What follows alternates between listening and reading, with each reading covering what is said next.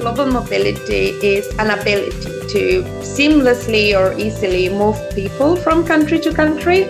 And I think it has more scope than what we normally agree. So it's succeeding in moving those people, but not only to meet their professional goals and aspirations, but also ensuring that they're integrated into the new culture and they're having a good experience by doing so. Global mobility allows for businesses to have their people where they need them at every moment in time, which is why it allows for people to move around. It is a partner to the business. But it's also sometimes a roadblock.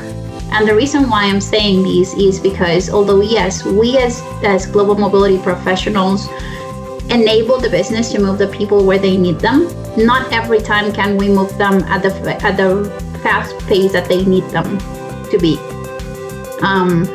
We are a roadblock as well because we have to be mindful of obligations. Like every regulation, we need to be always on top of that. So if something changes, we always need to be telling the business. And so not every single time can we move as fast as they want us to be moving. But that being said, we are, I want to say, the gatekeepers of their compliance. The mobilization of workforce compliantly for an organization. The compliance is both external and internal. Externally, it's immigration and tax compliance, as well as labor laws and employment laws. Internally, it's your own policies and the management of it as a program.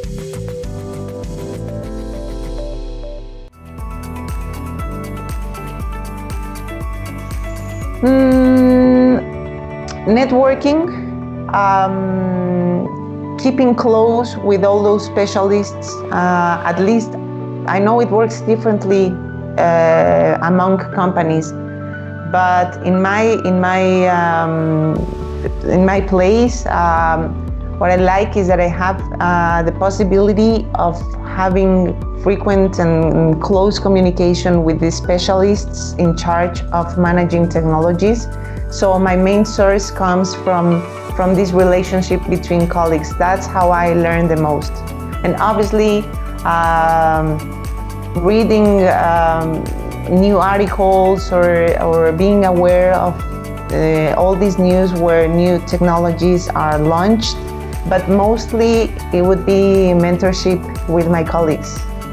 I think as a global mobility professional, you can really leverage your service providers and your partners to get the most up-to-date information on changes or new happenings within the industry. So partnering with your immigration counsel, partnering with your tax provider to make sure that you're kept up to date on any changes or new rules or regulations that are coming and being published.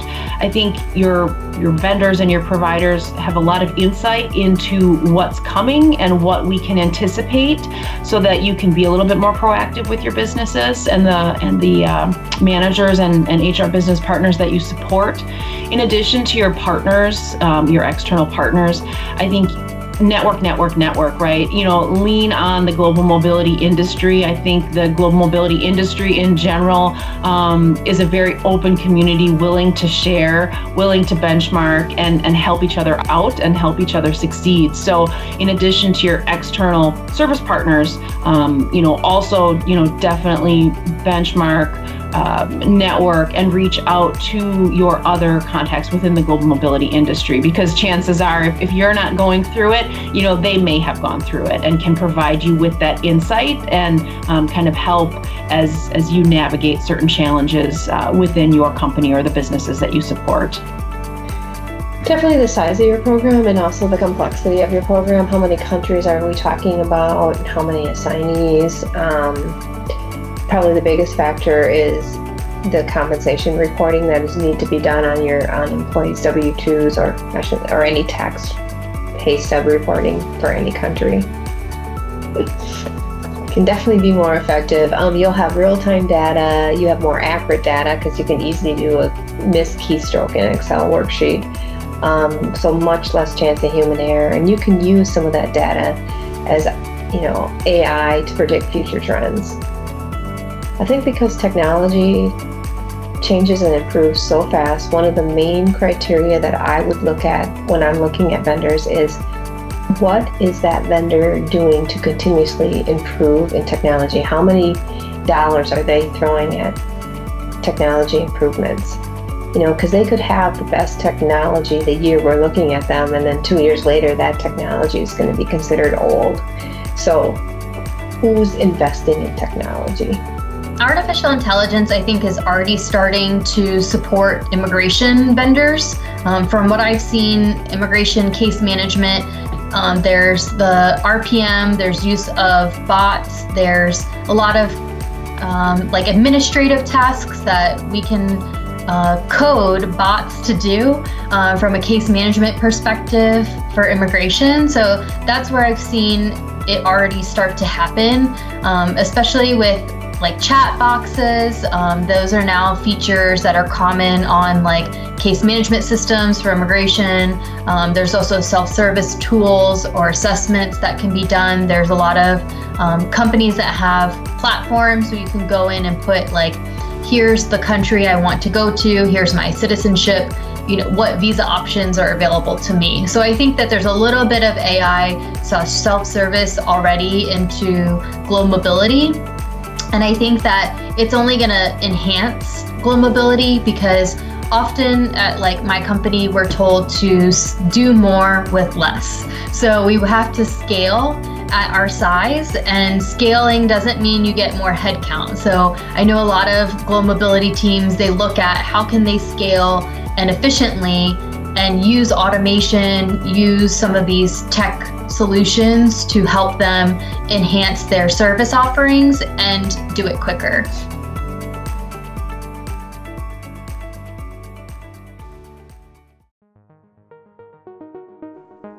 Our policies and practices can be uprooted at a moment's notice. So it's very important to keep up with the current trends and initiatives within global mobility to ensure that your program is staying current and is able to offer the most innovative and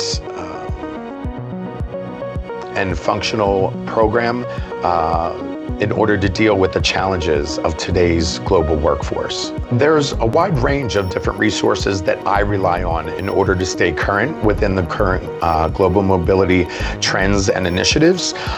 One, I love to be involved in networking on different social platforms in order to see what ideas are being shared amongst my corporate peers within the industry.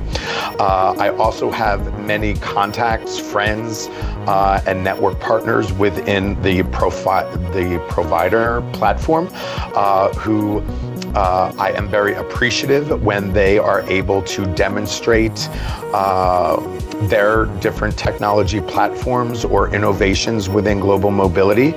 I think it's crucial that you stay up to date. I mean, mobility is constantly changing. Things like immigration, tax rules, social security rules are changing. But also you see the world changing. We had a very good example, of course, last year and this year. And companies' needs are changing. The technology is changing. There's so much more possible with the use of technology. So I think it's crucial that you stay up to date with what's happening in the industry, what's happening in the world around you, and what's happening in your company, because your company is constantly changing and mobility should adjust to the company's needs. It's not fixed. You should continue to look at mobility and adjust your programs, your policies, your packages, your processes, always to the company's needs. And the company's needs are constantly changing, and that's why you should always remain flexible and not have a set program and then don't look at it for years. Getting the right people in the right places at the right time. And ultimately, global mobility should be used as a talent strategy to attract and retain diverse talent. So while mobility professionals definitely are the gatekeepers and coordinate a lot of the logistics and make sure that we're staying compliant with immigration and tax and things like that, we're also a strategic partner.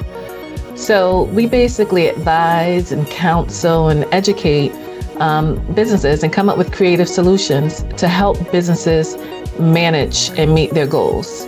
And we also empower employees. And the mobility program is empowering employees to advance their career.